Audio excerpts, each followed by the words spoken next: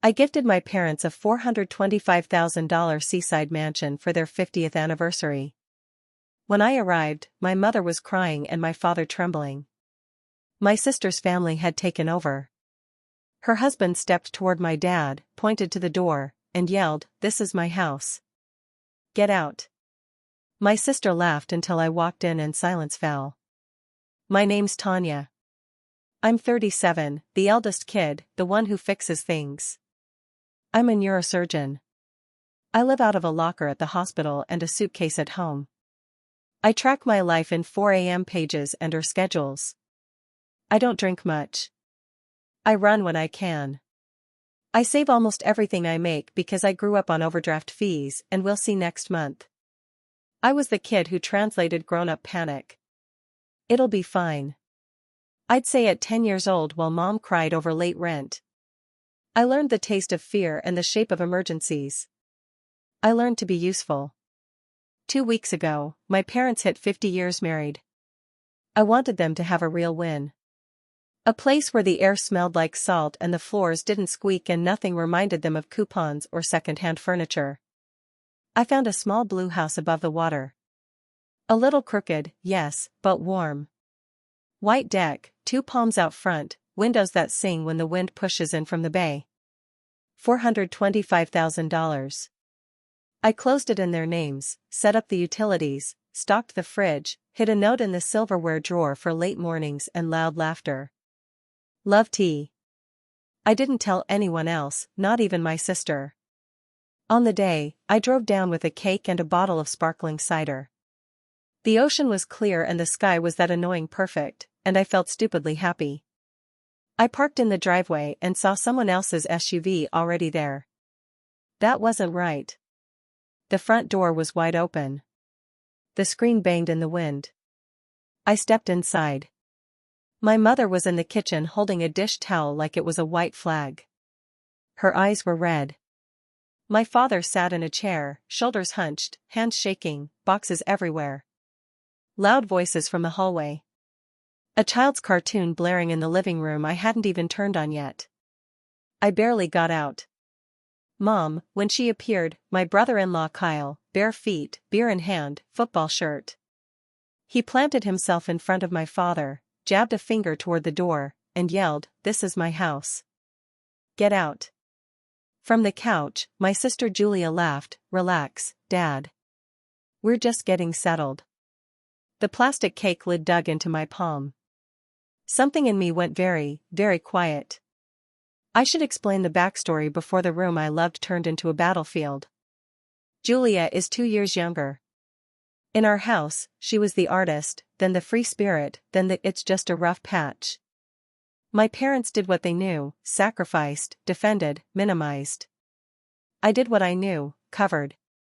First, it was textbooks, then a semester, then a down payment for her first apartment, just until Kyle's startup lands. When the startup landed, it was on my wallet. I paid for braces for her oldest when their dental plan had a weird deductible. I financed a used minivan when the bank said no. I co-signed a lease after the eviction. There are Venmo notes that read like diary entries.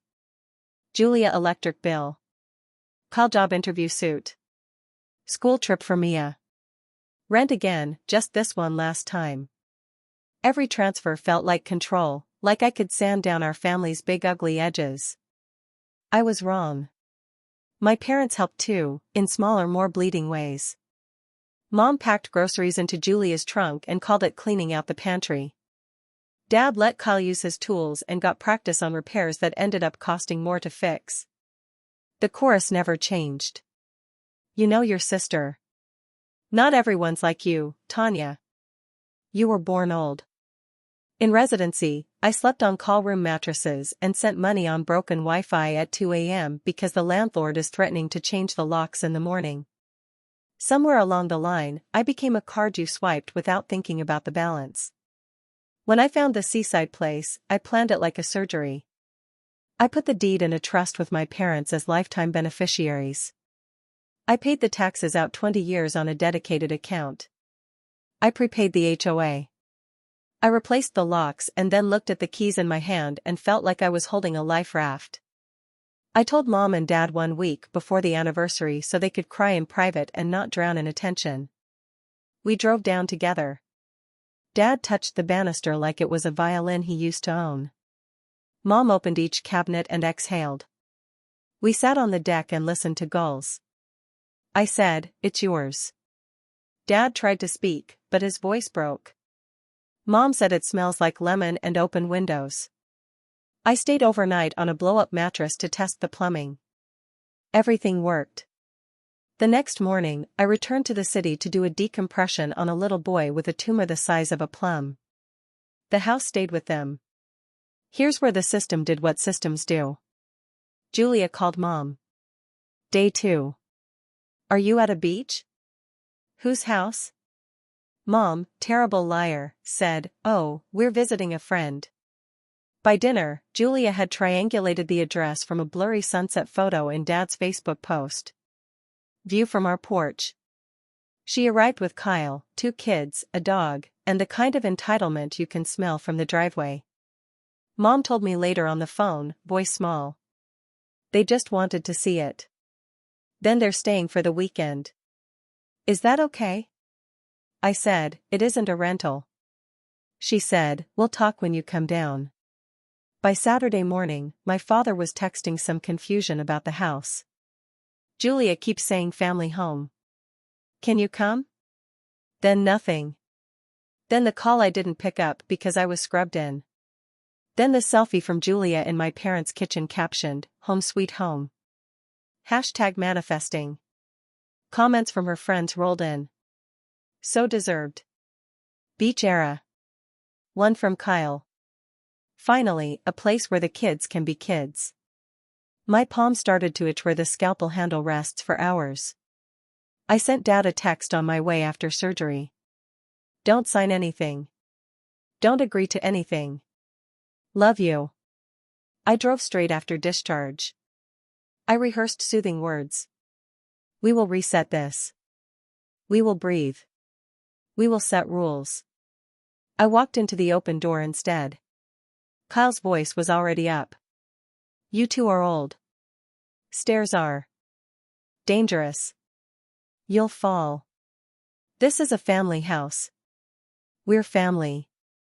We'll manage it. Mom tried. It's Tanya's gift.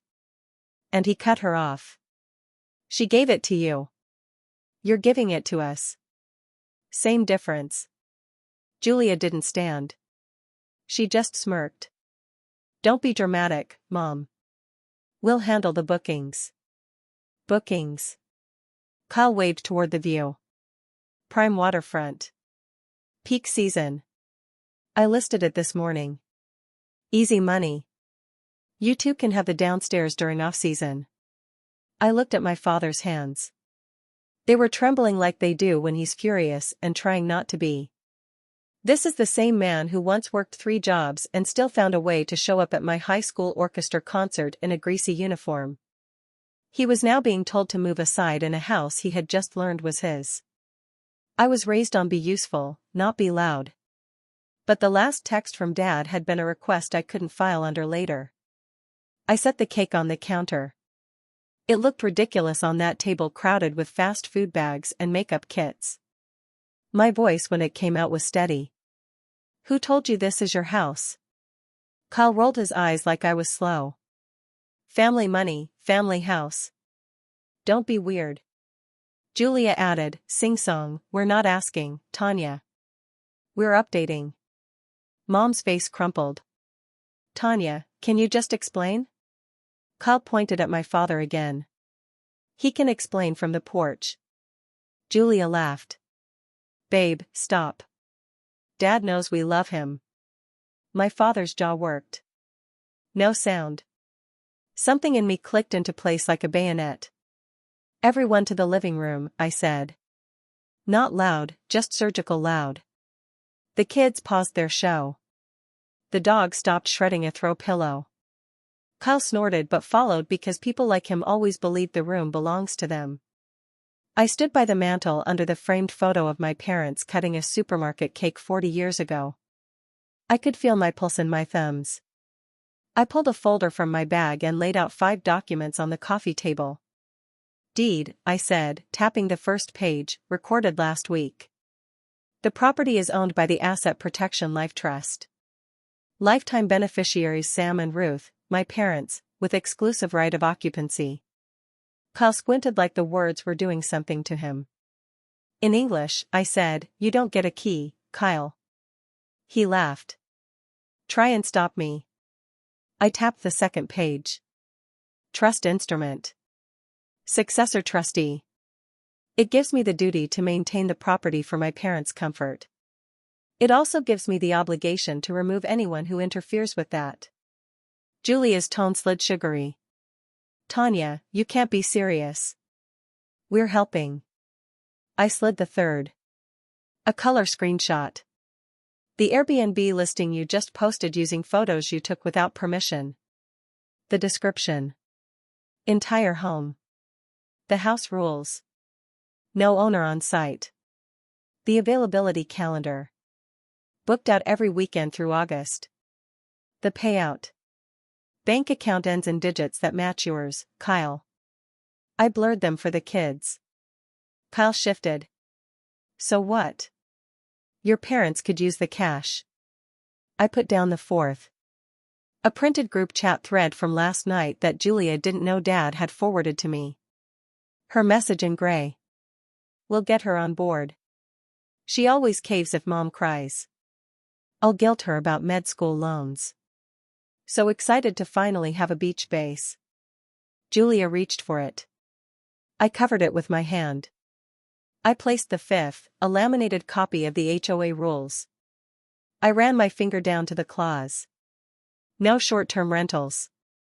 Here's what's going to happen, I said. You're going to pack your things today. You're going to delete the listing. You're going to text every person who booked and tell them the home is unavailable and issue refunds. You're going to apologize to Mom and Dad for frightening them in their own kitchen. And you're going to leave this house key on the table. Julia blinked like she'd misheard.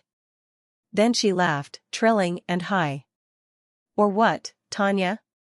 Or, I said, I will perform my duty as trustee. Kyle took a step toward me. Duty this, he said, and he actually puffed his chest like we were 12. Mom whispered, Kyle, please. I don't like yelling. I like precision. So I kept it surgical. I set my phone on the table, screen up. On it, a drafted email to the HOA board with attachments. A second email to their council. A third to the county recorder with the Airbnb link, and a request to flag the parcel for illegal use.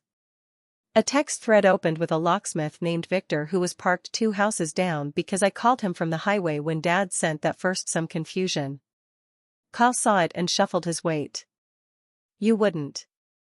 I would, I said, and I already did. Julia reached for Mom. Mom, tell her. Tell her this is family. Mom didn't look at her. She looked at me. Tanya, she said, voice trembling. Do what you need to do. Kyle's face changed. He pointed to the door again, the same stupid gesture that had lit the fuse. Old man out. I stepped between Kyle and my father. My hands were steady because I've held brains that pulsed like birds. Point at my father again, I said quietly. And the only door you're going through is the one Victor is about to lock from the outside. Silence. Not even the cartoons. Julia tried a last angle. You're cruel, she said. You're abandoning your family. I exhaled. I am done being your wallet. That's not abandonment. That's a boundary. Kyle muttered, we'll see about that. He lunged for the folder. Maybe to grab the deed. Maybe to rip up paper like that could kill a trust. I simply picked up the papers, tucked them away, and turned to Dad. Dad, I said, would you like to stay in your living room? He swallowed. Yes. Then everyone who doesn't live here, go pack. No one moved. The doorbell rang. Victor, right on time. It took 3 hours because chaos always takes longer to unwind than to start. Victor changed the deadbolt while Kyle performed a quiet little tantrum in the driveway. Whisper yelling at Julia, kicking at the curb, calling someone to check a legal thing. The dog barked itself hoarse. The kids moved like embarrassed shadows, stuffing clothes into tote bags while half watching me as if I might explode. I didn't. I sat with Mom at the kitchen table and made tea in the kettle I bought. She kept dabbing her eyes with a napkin.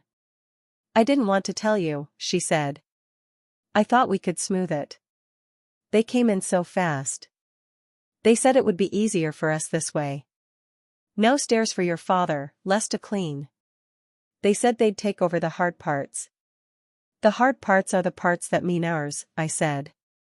She nodded. A small guilty nod I know from every time she apologized for the weather. Dad stared out at the water. I thought I'd be stronger, he said. I should have told them to leave. You called me, I said. That was the strong part. In the living room, I opened my laptop, connected to my hotspot, and cancelled every illegal booking. I wrote each customer, listing removed by owner. Refund issued. I attached the HOA rule for the one who threatened a review. I drafted a short letter to neighbors. You may have seen cars. There was confusion. There will be no short-term rentals at 24 Caspre. Julia tried to reframe it at least 3 times. First pass. We were just excited for them. She sat on a packed suitcase, face arranged into soft hurt. I wanted the kids to be around their grandparents more. You know how you work. Second pass. It makes sense if you think about it. You're never there. They're getting old. We're the ones with energy. Third pass.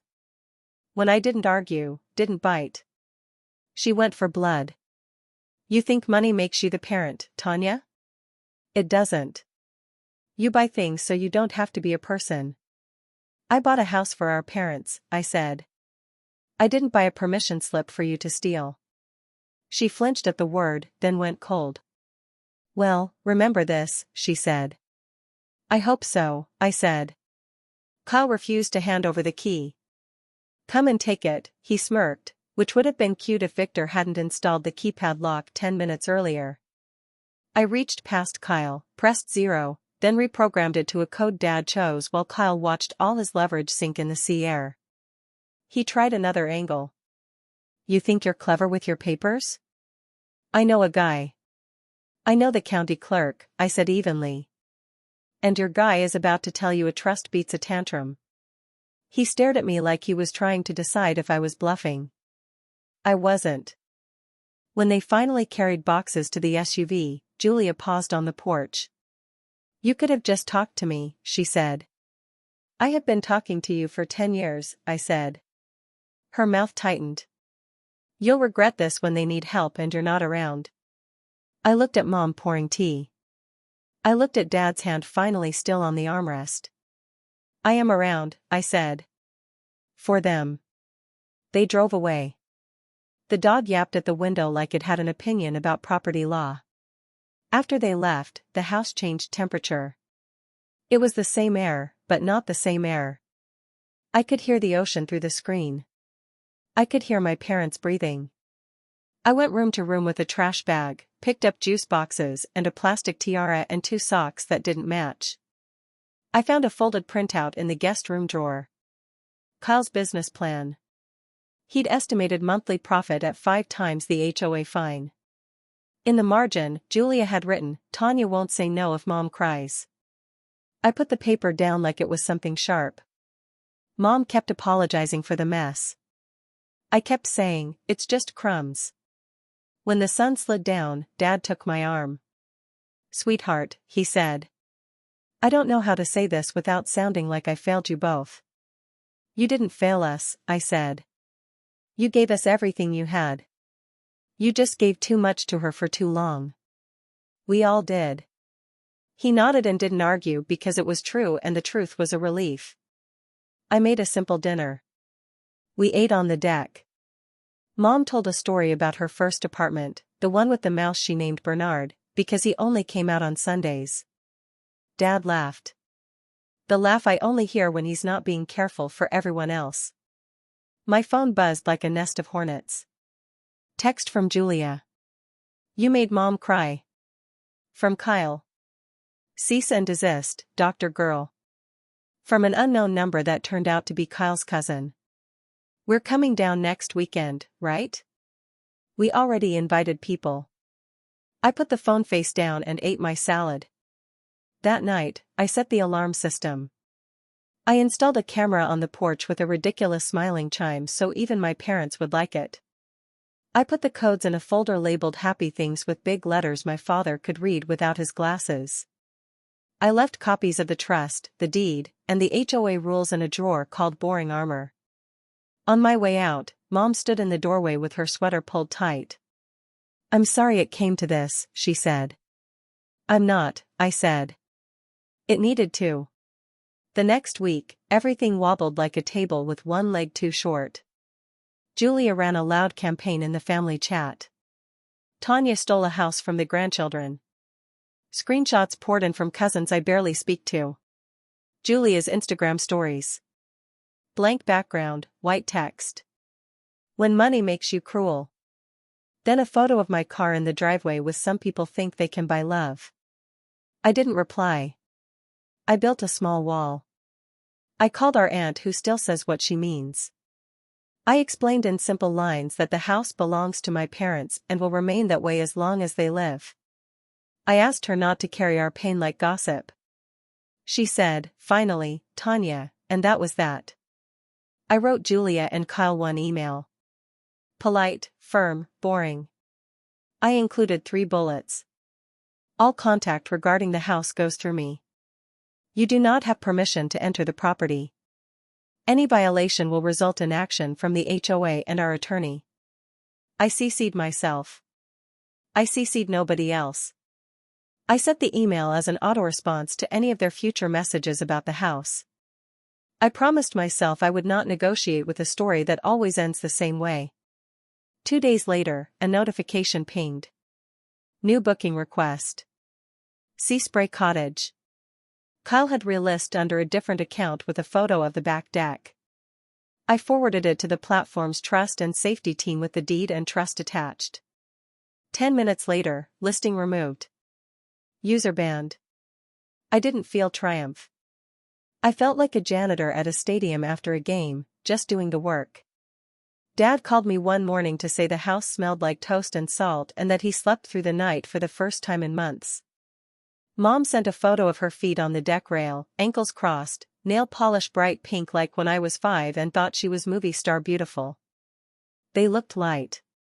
In the background of all that softness, Julia kept scratching at the wall.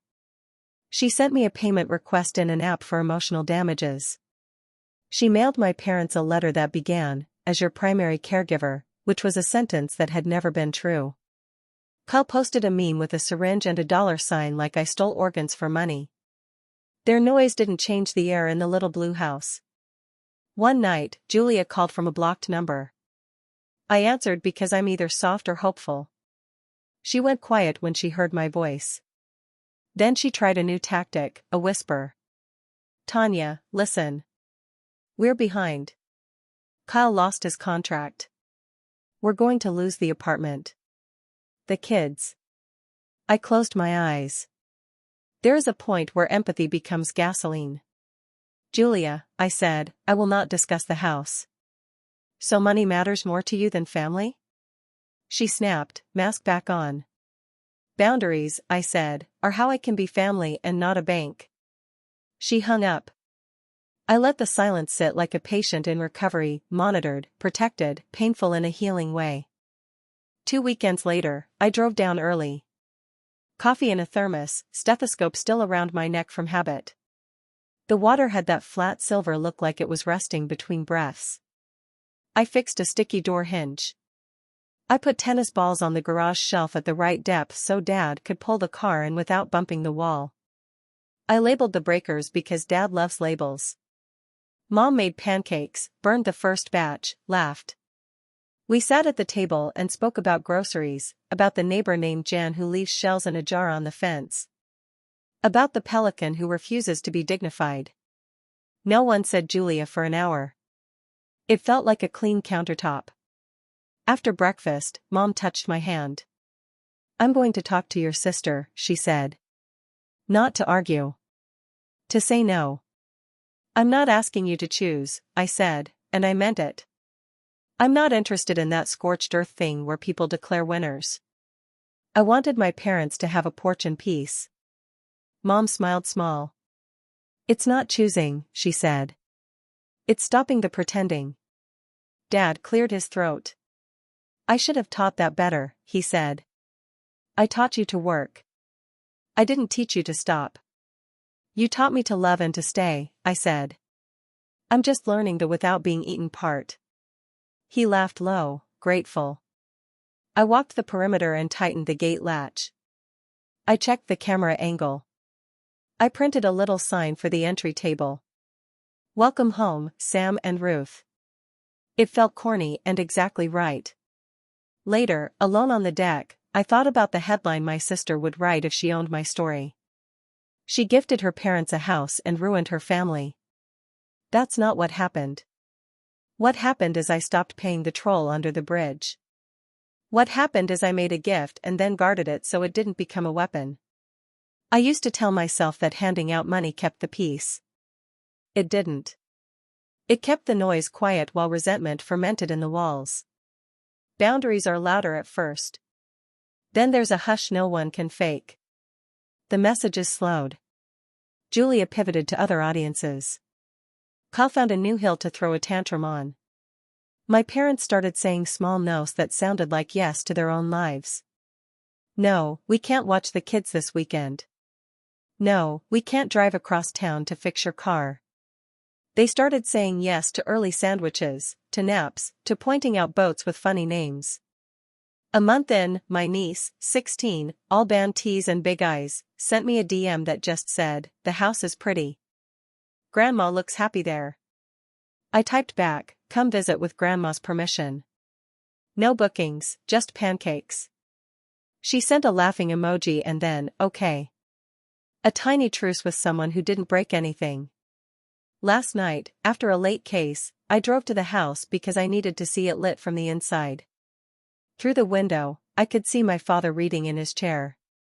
Glasses slid down his nose, the same way he sat in our old apartment when the only light we had was the TV glow. Mom had a blanket over her lap and a puzzle on the table. The sound of the ocean climbed in and settled under everything like bass. I didn't go in.